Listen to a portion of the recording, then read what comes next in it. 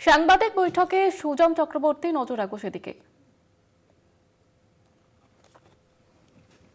ফেলে দেওয়া না, সেটা আমরা মানবো না। কেন জালিয়াতি হইতো? ওদের তো কাগজ নেই, ওরা কোথায় থাকে না থাকে ইত্যাদি ইত্যাদি। এরা ভারতীয় বংশোদ্ভূত, পরে এসেছেন, আর্থিক কারণেই পরে এসেছেন, একটু পিছিয়ে থাকা, এবং এরা ঘোষিতভাবে মতুয়া সেক্ট তার অনুসারী, হিন্দু সমাজের বৃহত্তর অংশের দ্বারা অংশীদারও বটে। ফলে এদেরকে কোনোভাবেই জাল ভোটার নিবন্ধীকৃত আছে বলে অস্বস্তির মধ্যে বা বিপদের মধ্যে ফেলা যাবে না। জাল ভোটার বিযুক্ত করার দায় সরকারের, সেই দায়টা মতুয়াদের উপরে ফেলা যাবে না। ফলে আমাদের কাছে নির্দিষ্ট কথা হচ্ছে, যদিও নাগরিকত্বের প্রশ্নটা ভিন্নতর, তবু এদেশে যারা স্থায়ীভাবে বসবাসকারী সেই মানুষ, তাদের নিঃশর্ত নাগরিকত্ব মুখ্য দাবি। এখানে ভোটার কোশ্চেন নয়, কিন্তু যেহেতু এই লোকেদের বসবাস ভোগ করার অধিকার, সেইগুলো নিঃশর্তভাবেই যুক্তিসঙ্গত এবং বাস্তবত এদের ক্ষেত্রে প্রযোজ্য। এদের নাম ভোটার তালিকায় কোনোভাবেই বাদ দেওয়া যাবে না। স্থায়ীভাবে বসবাসকারী মানুষ, বিশেষ করে মধ্য অংশের মানুষ যারা, এবং যারা আনডকুমেন্টেড সিটিজেন, তাদের নিঃশর্তভাবেই আমাদের ভোটের অধিকারের থেকে বিচ্যুত করা যাবে না। এই কথাটা বলবার জন্যই আমরা এখানে এসেছিলাম।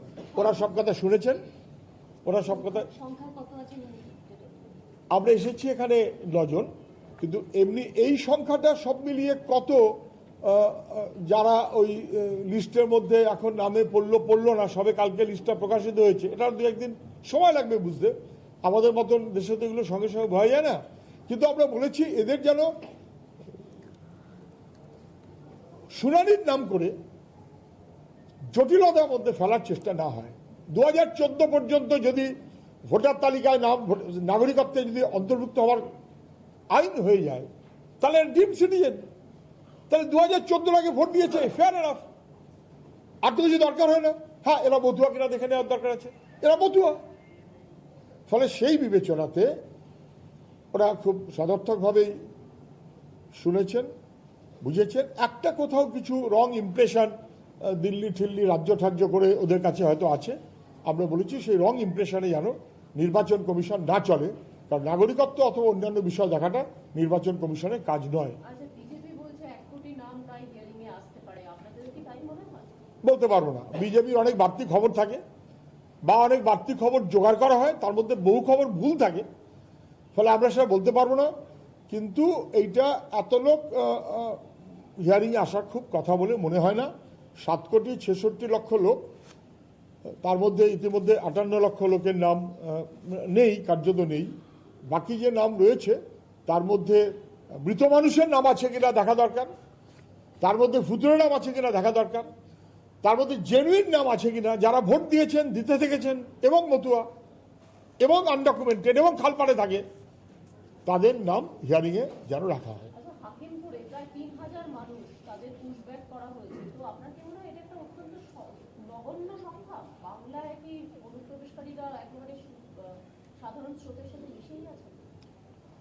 দেখুন, হাকিমপুর বর্ডারে 3000 মানুষ যারা পুশব্যাক হয়েছেন, পাঠিয়ে দেওয়া হয়েছে। তারা ঢুকেছিলেন কি করে? হোম মিনিস্ট্রি কি করছিল? তারা যখন যেতে হবে তখন তাদেরকে বেআইনিভাবে যদি থেকে থাকে, তাদেরকে গ্রেপ্তার করে কেন পুলিশ হাতে দেওয়া হলো না? ফলে কোথাও একটা ভেতরে ভেতরে গোপনীয় কোনো বন্দোবস্ত, এটা আমাদের ঠিক পছন্দ হওয়া উচিত বলে মনে হয় না। 7,66,00,000 মধ্যে 3,000, অথবা যদি 4, 5, 6, 7, 8, 10,000 হয়, এটা হাজারে, খুব বেশি হলে হাজারে এই সংখ্যাটা, এটা তো নগণ্য, কোনো সন্দেহ নেই। কিন্তু বাকি যারা 2014 আগে এসেছেন এবং নাগরিক হবার মতন যোগ্য বলে কেন্দ্রীয় আইন হয়েছে, সেই সংখ্যাটাকে তো আপনি এর মধ্যে ধরবেন না। সেই সংখ্যার বাইরে 500 হোক, 1000 হোক, 5000 হোক, 20,000 হোক, নগণ্য, কোনো সন্দেহ নেই। সেই কারণে আমরা বলছি 14 আগে এসেছেন বা 24-এর আগে থেকে আছেন, যাদের থাকতে অ্যালাউ করেছে কেন্দ্রীয় সরকার অথবা নাগরিকত্ব অ্যালাউ করেছে কেন্দ্রীয় সরকার, তাদেরকে শর্ত সাপেক্ষে জবরদস্তি বিপদে ফেলা উচিত হবে না, শর্তহীনভাবেই তাদের অধিকার নিশ্চিত করতে হবে। আরেকটা প্রশ্ন, আজকে জনসভা ছিল কৃষ্ণনগরে, সেখানে যারা সাধারণ মহিলারা গেছিলেন, আমি যে এই প্রসঙ্গে যদি কিছু থাকে সেটা যদি আগে বলে নেন, যদি কিছু থাকে। দাদা, একটা বিষয় যে এই যে সিএ তে যারা আবেদন করছে তাদেরকে আবার নাগরিকত্বের প্রমাণ সাপেক্ষে ভোটার তালিকা, এটা একটা নতুন করে সংশয় বা একটা অচল অবস্থা তৈরি করছে। দেখুন, আমরা আগেও বলেছি যে সিএতে অ্যাপ্লাই করাটা বিষমত।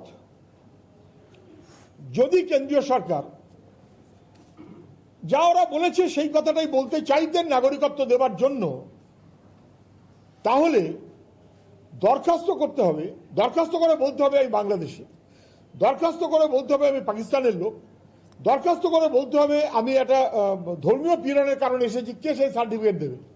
এই রকমের কতগুলো শর্ত বেঠিকভাবে এমন প্রযুক্ত করেছে যেটা আমরা আপত্তি করছিলাম। এবং সেই সিএতে অ্যাপ্লাই করা মানে কি, তাহলে আমি অ্যাপ্লাই করছি আমি বাংলাদেশের লোক চাই, পাকিস্তানের লোক, কিন্তু আমি নাগরিক, কিন্তু আমি ভোটার হতে চাই। তো তাহলে স্বাভাবিকভাবেই কোর্ট তো বলবে যে তুমি যদি বাংলাদেশের লোক হও তাহলে তুমি এখানকার লোক নও, তাহলে তুমি তো ঘোষিতভাবেই নিজেই বলছো তুমি এখানকার লোক নও, তাহলে এখানকার লোক যদি না হও তুমি এখানে ভোটার হবে কি করে।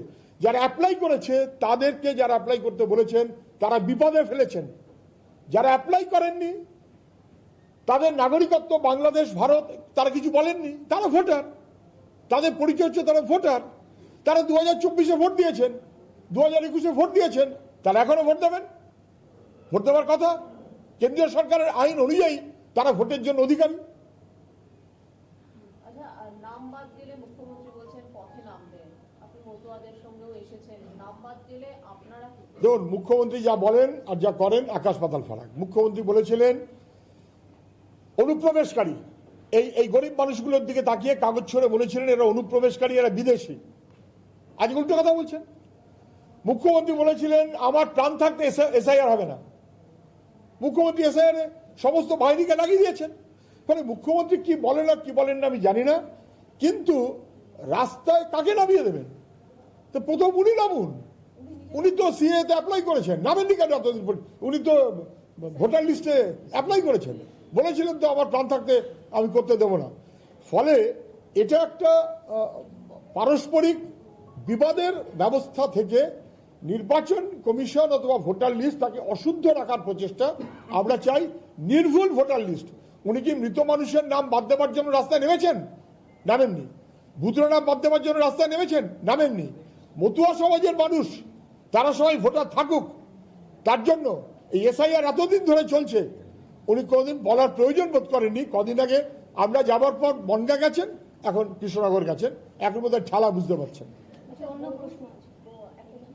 বহুতল নিয়ে গতকাল কমিশন সিদ্ধান্ত নিয়েছে যে আর কোনো রাজনৈতিক দলের সঙ্গে আলোচনা করবে না, সেখানে আপনাদের স্ট্যান্ড কি? কারণ ওরা নিজেরাই বিরোধীদের সাথে কথা বলে সিদ্ধান্ত। দেখুন, বহুতলে ভোটার কেন্দ্র করার প্রস্তাবটা সাধারণভাবে এ রাজ্যের মানুষ এবং বহুতলের মানুষ তারা পছন্দ করেছেন, খুব সঙ্গত কারণেই। বয়স্ক মানুষ, নানা সুবিধা অসুবিধা থাকে, তাদের ক্যাম্পাসের মধ্যে যদি হয় 400-500 লোকের জন্য ভোটার, তাদের ভোটের টার্ন আউটটা তত বাড়বে, এ নিয়ে কোনো সন্দেহ নেই। তারা সুবিধে পাবেন, অসুবিধে বোধ করবেন না, রাস্তায় ঝঞ্ঝাটের মধ্যে পড়তে হবে না।